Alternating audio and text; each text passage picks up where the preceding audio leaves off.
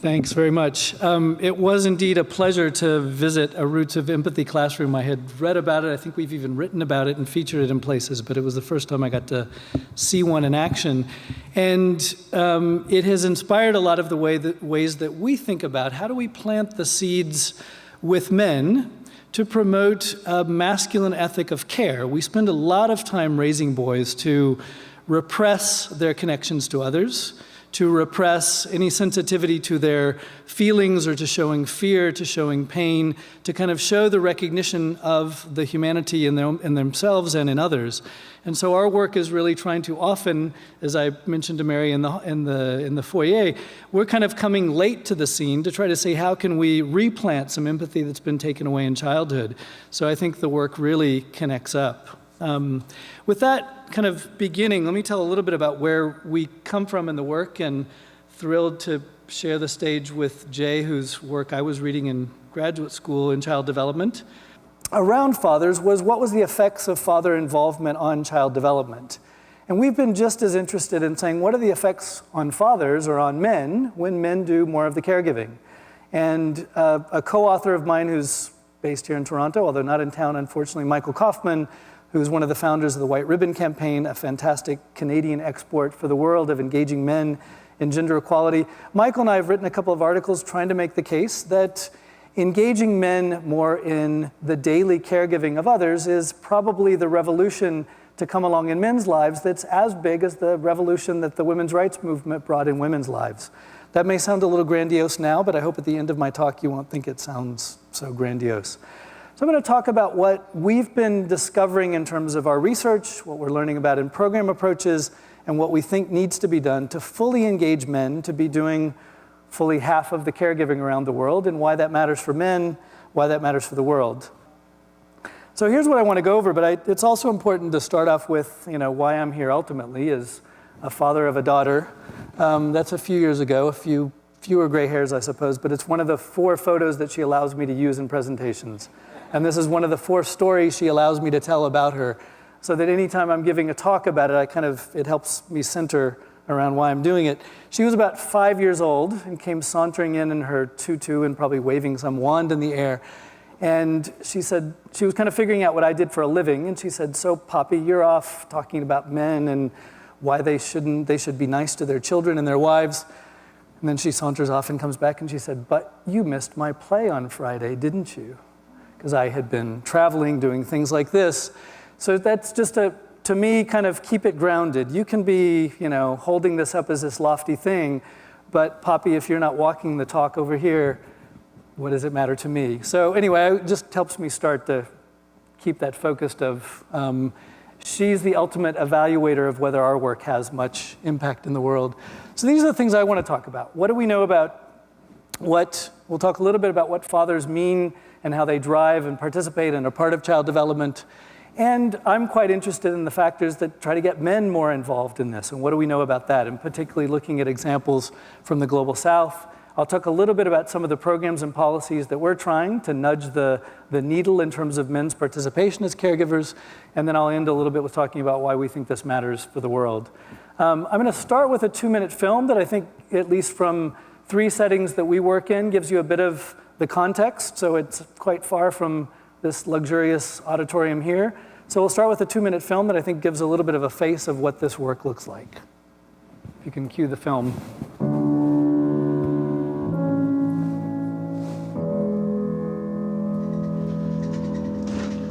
Minha mãe, uma vez, quando ele bateu na porta, minha mãe abriu, ele estava alcoolizado, estava bêbado, e deu um soco. Tinha que mostrar que ele era homem. mbese abanza kuvuga ati niba umwohereje ku ishuri kikaba ikindi kibazo, numva cya gikomere cyanjye kirazamutse. පිරිමියාය මේම තමයි ඉන්න ඕනේ. ඒ කියන්නේ ගේනුගේ වැඩ කරන්න කොහොමද අකමැත්තේනේ. ඒ වුණාට මට මම අම්බ කරලා දෙනවා. එයා ගෙදර ඉඳලා කරනවා. ඒ ඔක්කොම එයා බලාගයිම.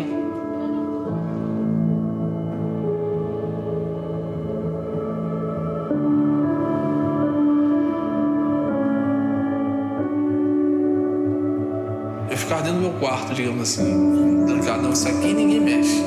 A partir daquele momento ali, eu vendo a história de cada um, aquilo ali me serviu para que eu pudesse ser curado daquilo.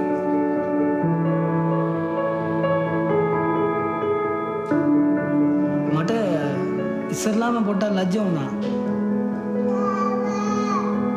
මේ මාස 3ෙම ගියා වගේ.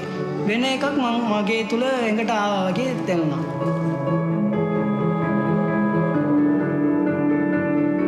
ufite umukobwa we iyi mu buhe buryo nyamara ni umukobwa wanjye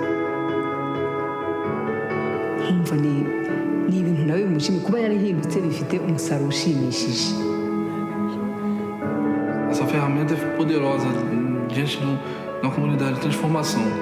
Ela não vem de um monte, ela vem pingo, pingo, pingo.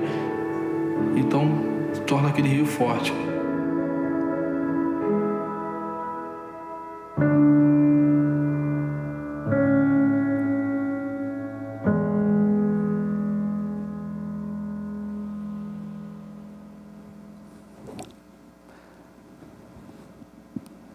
I'm going to talk a little bit about what is the roots that we come from as an organization working on this topic. The name of Promundo means for the world, and we essentially coined it as kind of in the space that we began working. There was a lot of work to empower women, as Mary said at the beginning. As we looked in the situation in Brazil in particular, where we started, about 1 in 4 women had experienced physical violence from a male partner, about 1 in 10 some form of sexual violence. We acknowledged that we could only build so many shelters, that we had to figure out how did we look further upstream. And one lens that you could look at it, and often the lens that we think about, and particularly in low-income parts of Rio de Janeiro, is a place full of violence.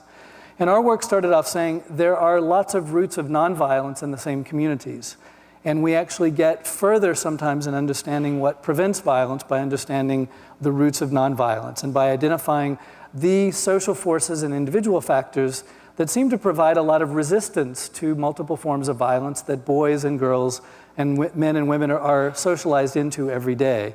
So our work has come with this lens and with this notion that gender equality is not simply good for the lives of women, but it really is about finding the common humanity between women and men, and that we all benefit from it, and hence it stuck as a name to call it Promundo. It sounds kind of big and aspirational, but we thought it was the space that we liked, that you put change the world with roots of empathy. So we started off with those big dreamer ideas. From then, we've branched out and now have offices in other countries as well, mostly in countries of high rates of multiple forms of violence.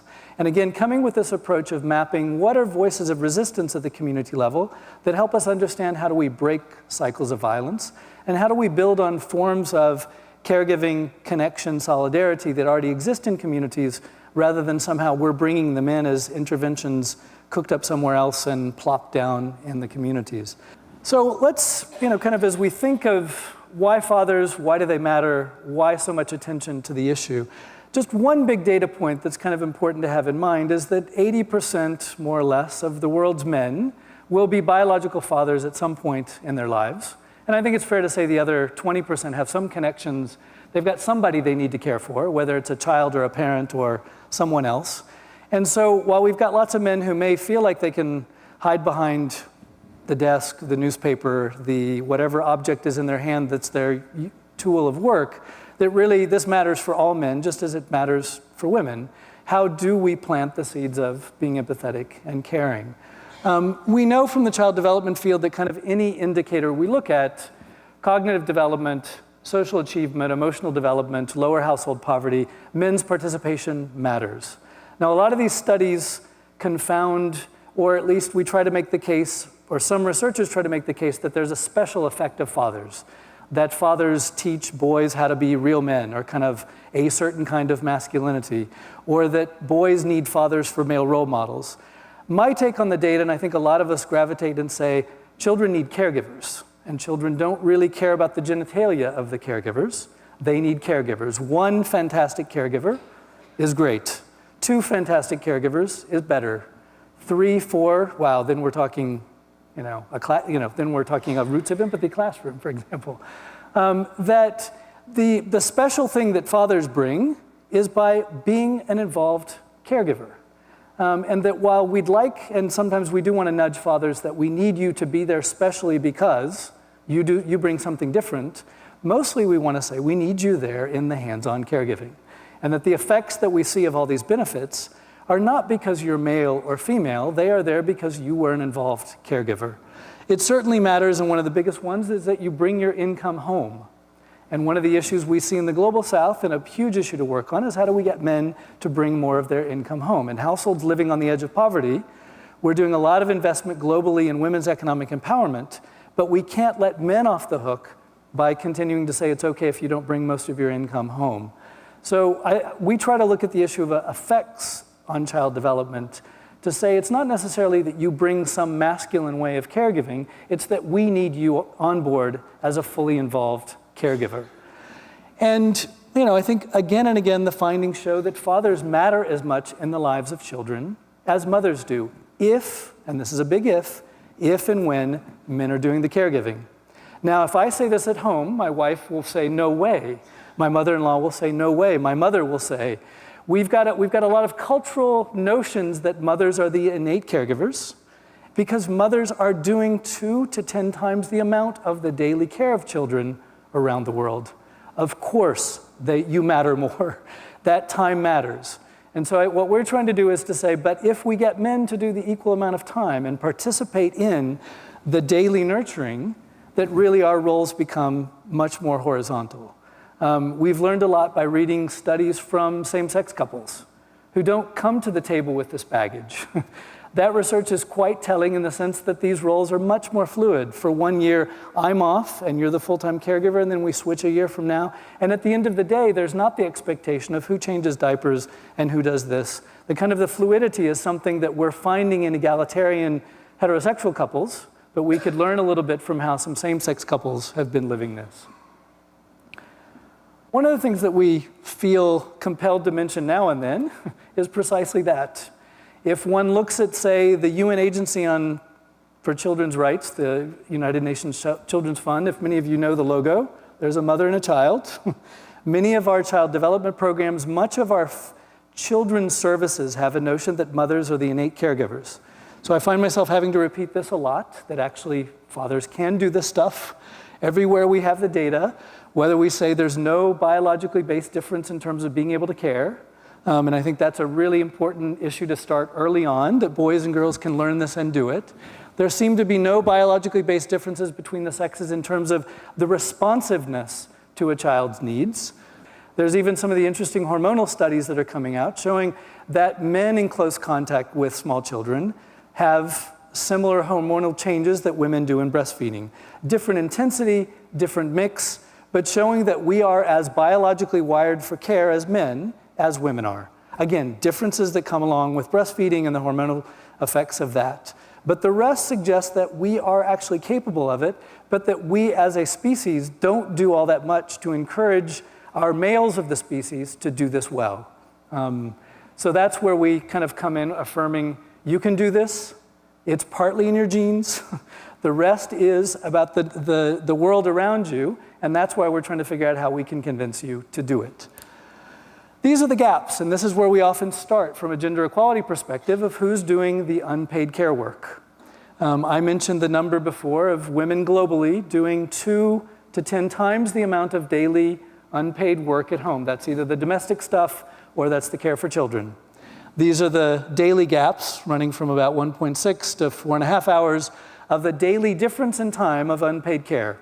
Even as women enter the workforce, we've seen that men have not been rushing in to do the daily cleaning, nor to do the care for children. There are shifts going on, and this is not to make us as men to feel horribly guilty, just to feel like kind of where we are and why it is that some women are not quite convinced that we as men can do the work and why there's still a big way to go here in terms of the gaps.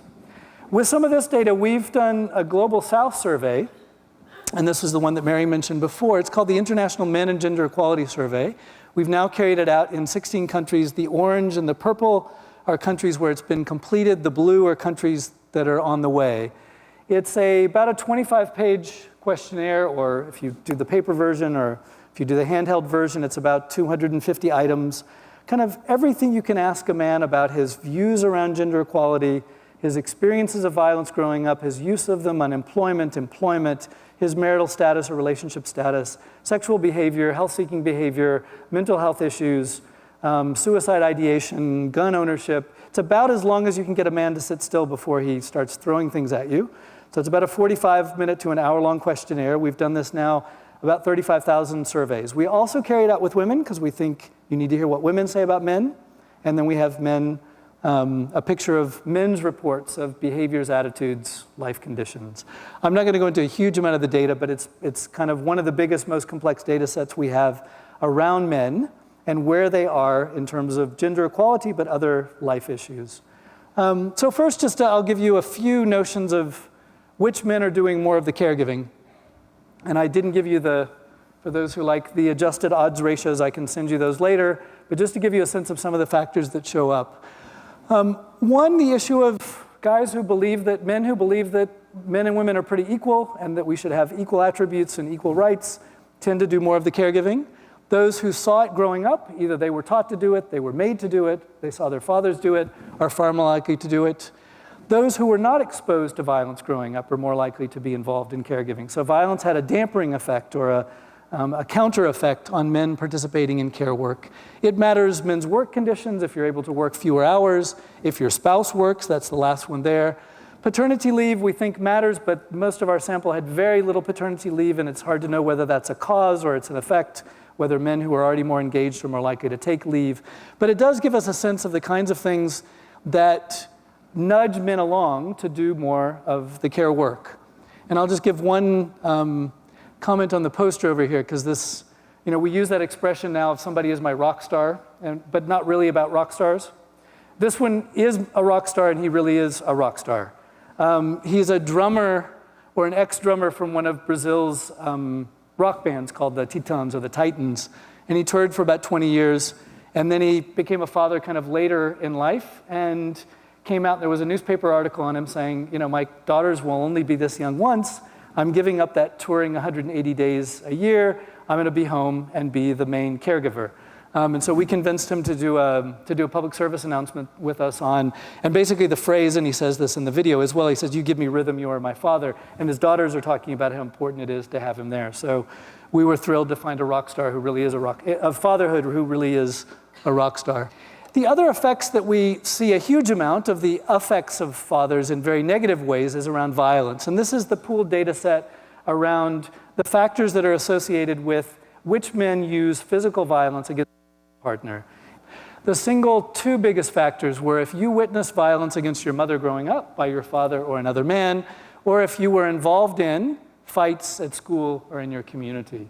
So very, very simply, and there's lots and lots and lots of other factors going on, but we kind of see this bifurcation or kind of dual trajectories of childhood exposures to either caregiving, which consistently across countries we looked at beget more caregiving, and violence that consistently beget more violence. Now there's lots of men who didn't witness caregiving growing up and go on to do it, and lots of men who witnessed violence growing up and didn't go on to do it. So these are, let's not say these are destiny, but nonetheless, we did see these strong associations across diverse cultural settings that and pretty obvious, but useful to have these data sets to talk to UN colleagues, et cetera, to say why it's important to plant the seeds for caregiving early on, and why it's important to offer early intervention around violence when young people, boys and girls, witness it growing up.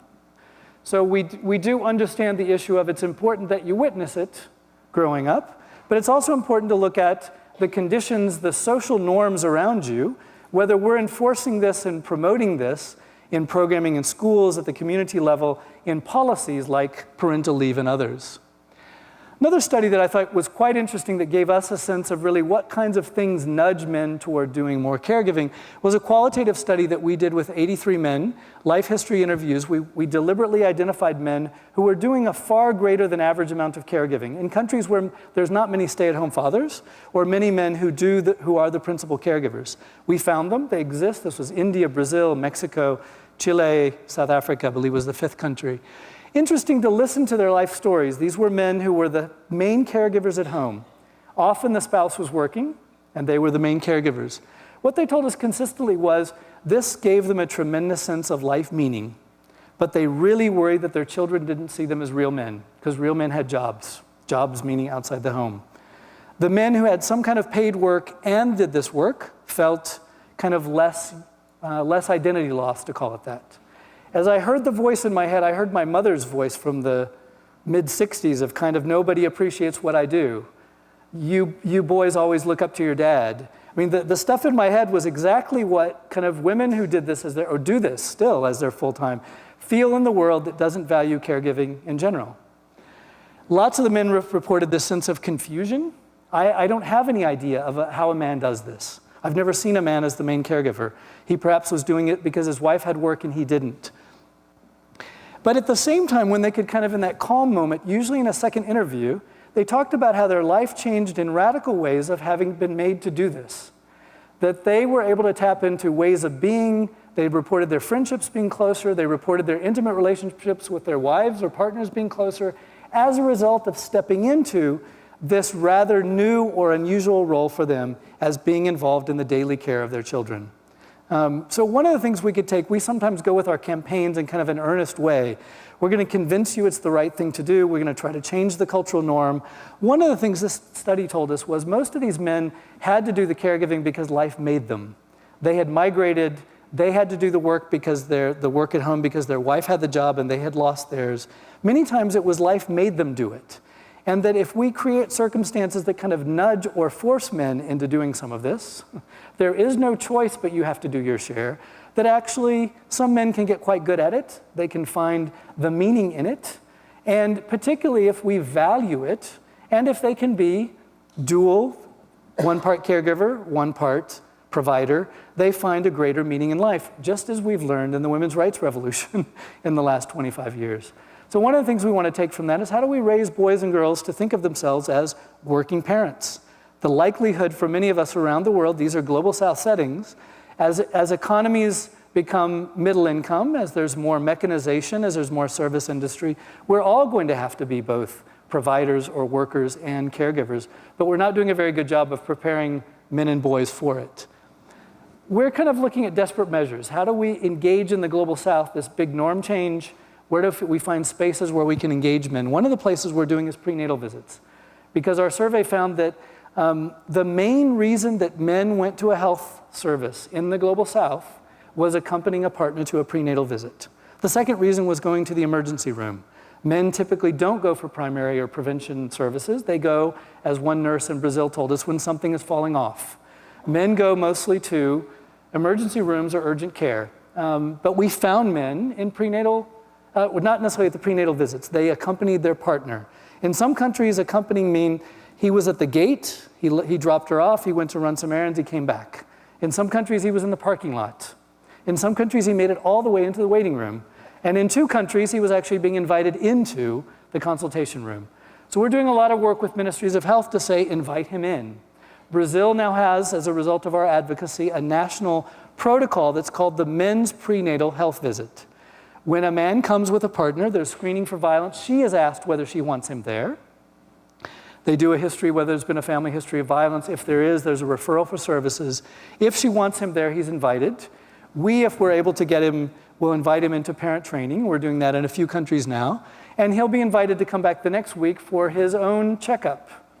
This is one of the most successful HIV testing programs in Brazil, that we're getting men to come for HIV testing, where otherwise they seldom come. So one of the things that we're able to do is get men to pay attention to their own health, and clearly issues like HIV matter for themselves, but also matter for their children and their partners. And I think some of our data is telling us if we can sort of plant these early seeds of men being present from the birth, kind of seeing the child, or seeing the coming child on the screen of an ultrasound, for example, we begin to kind of help men feel that this is happening to them too.